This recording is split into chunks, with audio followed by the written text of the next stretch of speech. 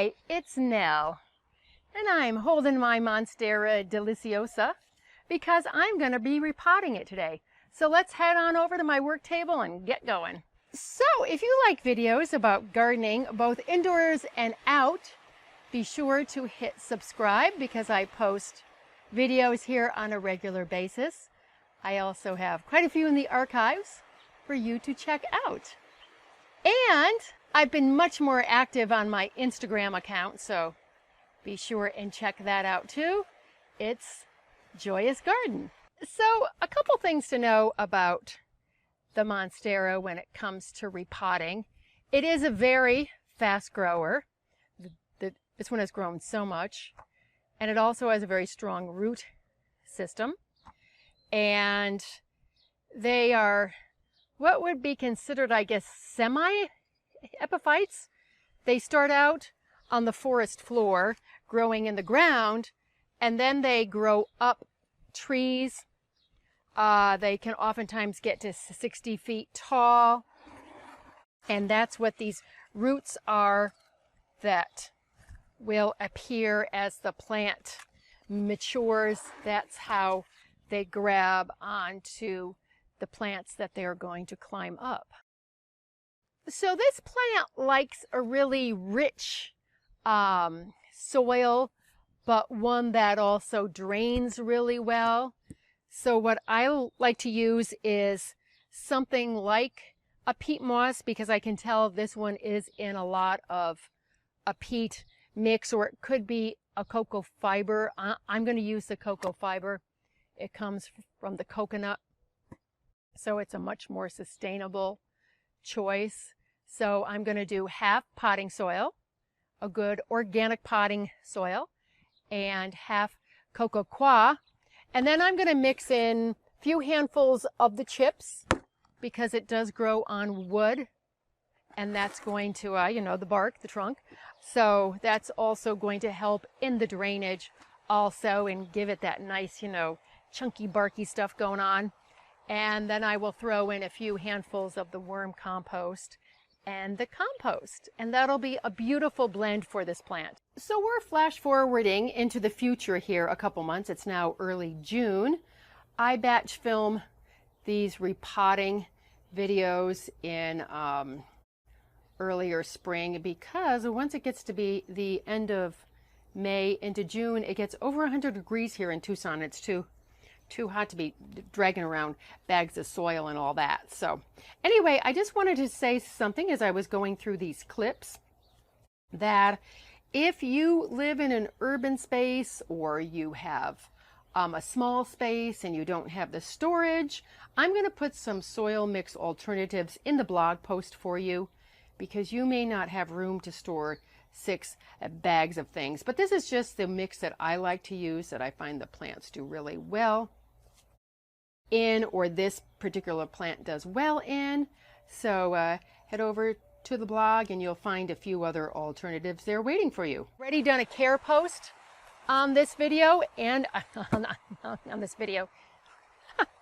It's the last video I filmed today, so I've already done a care video and post on this plant, so I will leave that down below and in the blog post. Also, the blog post that goes along with this repotting video will be in the first couple lines of the description box down below. So first thing is, I watered this. I watered it 2 days ago because I wanted it to be fairly moist going into this. I did not want to water it half an hour before, but a couple days is what I usually do with plants. House plants. Succulents, cacti, different story. But house plants I do, because if you transplant a plant that is stressed, it could become even more stressed. And as to the time, this is early spring. It's a great time to do it. Into the summer, if you're in a climate with warmer winters like me, into early fall is just fine too. I just avoid the winter time because it is time for the house plants to have their rest, and I just figure they don't want to be bothered. And I'm going to go up 2 pot sizes on this. This is a 6. I'm going to a 10 because this plant has just grown so much, it's okay. It can also grow tight in its pot, but because we're going into the warm season and this will really take off, I am going to put it in this larger pot, and I will probably repot it in 2 to 3 years. We'll see how it goes. So, and anywhere from 2 to 4 years is a good window to repot them. So now I'm going to get my gloves on and get the plant out of the pot, which is always a good thing to do if you're repotting. So I usually just squeeze and the plant just comes out, but sometimes that's not the case. So we'll see what this one does if I can get it. There we go. It's so full, it's hard to get on its side, and I'm just gently pressing on the pot, and hopefully it's just gonna slide right out. I said slide right out. Ooh. See, sometimes you just have to talk to them. Tell them to slide right out. Ooh, doggy. Look at this. Look at these roots. Wow. They are really wound around the bottom here. You can see how thick and how fibrous they are. What a crazy root system this plant has. So you are going to be so happy to get into that bigger pot, aren't you? That's what happens when it's the end of the day. You really start to talk to your plants. All right, what takes a while when I'm filming these, not that the process of doing it is long, but I just have to take photos, and then I have to go back to movie mode and all that. Oh my goodness. Ugh. As I said, it's not going to be so gentle, and I just want to pull them apart a little bit just so they can more easily untangle. Ugh, boy. They will eventually find their way, but this just gives them a head start. Ugh, there we go. Oh man, this is one heck of a tight, root ball. Boy. There we go. Okay, that's all I'm going to do. I'm going to give it a bit. Man. There we go. So here are the materials I'm going to use. First of all, a 10-inch grow pot. And I just have pieces of cut up paper bag over the drain holes because there's so many of them. Just keep that fresh soil from, running out. And here is my potting soil. It is Ocean Forest brand. I also use Happy Frog. Sometimes I combine them. They are both Fox Farm products. And here are the cocoa chips, just like orchid bark. And this is the cocoa fiber that this plant is going to love. And then I'm also going to do some worm compost, nice and rich. It's a local company, but I also use Worm Gold. And compost, which is basically decomposed plant matter. And that is what the monsteras feed on in nature, with all that plant material falling from above. And this is also a local company produces this. So you can see how nice and dark and rich this soil is. It's great. So I'm going to put some potting soil in here. And then I'm going to do an equal amount of the cocoa fiber. This is really nice for it. It likes this. That's about even there. Then I'll see how much it brings it up. A couple handfuls of the bark. If you happen to have some orchid bark or something, you can throw it in. Don't worry about it. The cocoa coir and the soil are a good combo to do. And where is my compost? Here, I'm going to mix in a little bit of that too, just for that nice plant richness in there. And let's see if I need to add any more. Oh, I think I'm going to add a bit more. Okay, I got some more in here. And let's see, wow. There's a long root, huh? Oh, you're going to be so happy to be able to grow into this nice new mix. And that is right about there. I don't want to have it up too high because I want to be able to water it. So I'm going to go in and fill in with some potting soil, you know, all the cocoa coir in the same mixture. And when I'm repotting, it is like a mess, but it's hard to be neat when you're repotting. It's just how it is. And I could have mixed this all up beforehand, but why do that? I did a care video, I did a pruning video, and now I'm doing a repotting, video. So anyway, I just did not think to do that.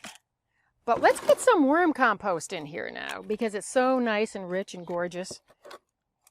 And it's a great way to naturally feed plants. Ooh. Allergies too, a bit.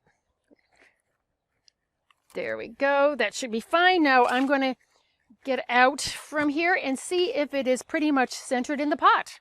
Ooh, it's blowing like crazy now, and the plant isn't even moving. So what I'm going to do is just go and press this down a little bit just to make sure that the plant is standing up nice and straight in the pot, or at least as straight as this plant can get.